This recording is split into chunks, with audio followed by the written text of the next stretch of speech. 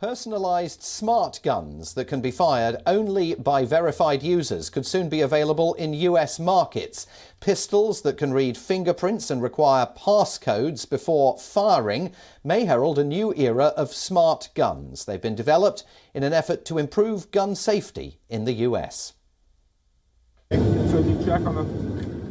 It's a frosty January day at this firing range in Boise, Idaho, where the rangemaster checks and readies to fire a new prototype of what might be the handgun of the future.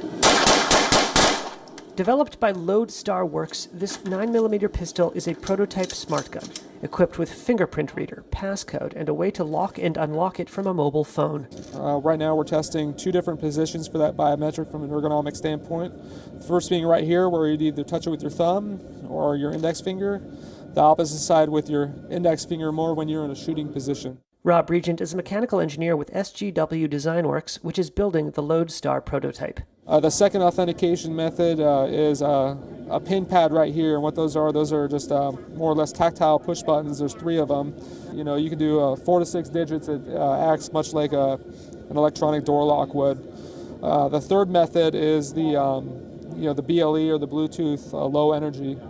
And basically we have a mobile application that communicate wirelessly to the gun, and you can lock or unlock from any of those methods altogether.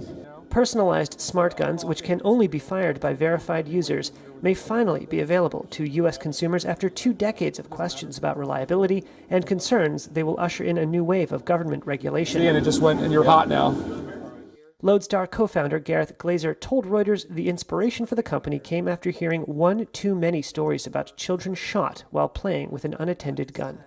I'd seen the abject failure of every policy to try to do something about gun safety. Lobbying and regulations and lawsuits and, and it all goes nowhere. Not one life is saved. In fact, the statistics just keep going up. Advocates say smart guns could also reduce suicides.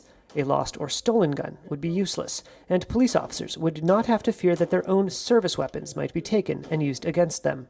But not everyone believes smart guns are the solution. If I had a nickel for every time in my career I heard somebody say, you're about to bring a so-called smart gun on the market, I'd probably be retired now. Lawrence Keene is with the National Shooting Sports Federation, a firearm trade group.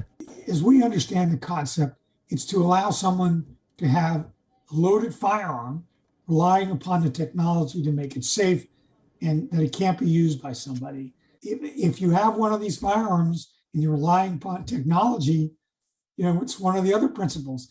Never rely upon technology. Always treat every firearm as if it's loaded until you're sure that it's not. The NSSF says it does not oppose smart guns as long as the government doesn't mandate their sale. The Lodestar gun would sell for $895. Similar firearms are being readied for market by other developers.